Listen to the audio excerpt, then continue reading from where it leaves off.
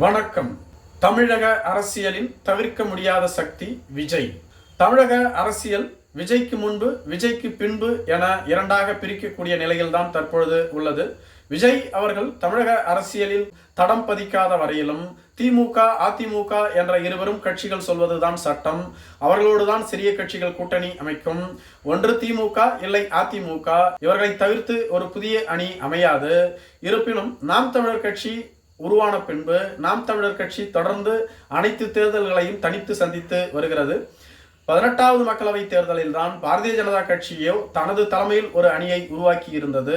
இதுபோன்ற சூழ்நிலையில் விஜய் அவர்கள் தமிழக வெற்றி கழகத்தை தொடங்கி ஓராண்டை நிறைவு செய்துள்ளார்.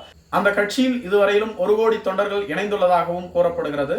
அப்படி பார்க்கும் பொழுது தமிழகத்தில் 3வது பெரிய கட்சியாக தமிழக வெற்றி கழகம் தான் உள்ளது. அந்தந்த கட்சிக்காரர்கள் கூறக்கூடிய தரவுகளின் அடிப்படையில் அதிமுகவிற்கு 2,20,00,000 தொண்டர்கள் இருக்கிறார்கள் என்று கூறுகிறார்கள். அதே போன்று திமுகவும் 2 கோடி தொண்டர்களை கொண்ட பேர் இயக்கம் என்று அவர்களும் கூறிக்கொள்கிறார்கள். தமிழக வெற்றி கழகம் 1 கோடி என்று கூறுகிறார்கள். இப்படி பார்க்கும் பொழுது தமிழகத்தில் 3வது பெரிய கட்சியாக தமிழக வெற்றி கழகம் உள்ளது. இதனால் வரையிலும் அதிமுக திமுக கூறிய கருத்துக்களை அப்படியே ஏற்றுக்கொண்டு அரசியல் செய்து வந்த சிறிய கட்சிகள் தற்பொழுது தங்களுக்கு தலைமை வகிக்கக்கூடிய பெரிய கட்சிகளோடு தொடர்ந்து தங்களது கருத்துக்களை தைரியமாக முன்வைக்கிறார்கள். அவர்களோடு கருத்தில் மாறுபட்டும் நிற்கிறார்கள்.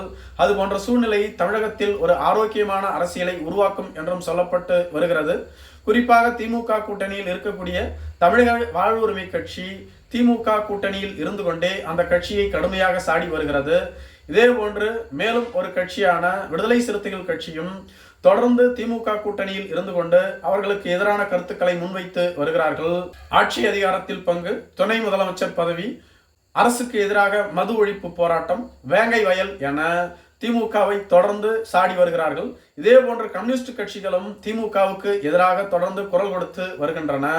கூட்டணி கட்சிகள் இதுவரையிலும் அமைதியாக இருந்தபோது தற்பொழுது குரல் கொடுக்க காரணம் என்ன என்று கேட்டால் அதற்கு முக்கிய காரணம் விஜய் என்று கூறுகிறார்கள். ஏனெனில் விஜய் அவர்கள் வந்த பின்பு விஜய் தலைமையில் ஒரு புதிய அணி உருவாகும் என்று சொல்லப்பட்டு வருகிறது. ஒருவேளை விஜய் தலைமையில் ஒரு புதிய அணி உருவானால் திமுக அதிமுகவிலிருந்து வெளியேறினாலும் விஜய் தலைமையிலான கூட்டணியை உருவாக்கி கொள்ளலாம் என்று அவர்கள் நினைத்துள்ளதாகவும் அதனால்தான் தங்கள் கூட்டணி கட்சியின் தலைமை கட்சியோடு தொடர்ந்து முரண்பட்டு வருகிறார்கள் என்றும் சொல்லப்பட்டு வருகிறது. மேலும் ஒரு சிலரோ இவ்வாறு தாங்கள் இருக்கக்கூடிய கூட்டணிக்குள் தொடர்ந்து இதுபோன்று மாறுபட்ட கருத்துக்களை வைத்தால் மட்டுமே வரும் தேர்தலில் அதிக இடங்களை பெற முடியும். இதை வைத்து அதாவது விஜயை வைத்து இவர்கள் அதிக இடங்களை பெற்றுக்கொள்ள முயற்சி செய்து வருகிறார்கள். அதன் வெளிப்பாடுதான் இது என்றும் கூறி வருகிறார்கள். ஆனால் விஜய் அவர்களின் கட்சி என்பது தமிழக அரசியலில் ஒரு புதிய அத்தியாயத்தை உருவாக்கியுள்ளதாகவே அரசியல் விமர்சகர்கள் தொடர்ந்து கூறி வருகிறார்கள். விஜய் கட்சியால் தான் இன்று தமிழகத்தில் 3வது ஒரு அணி உருவாகக்கூடிய சாத்தியக்கூறு பிரகாசமாக உள்ளதாகவும் கூறப்படுகிறது. நன்றி.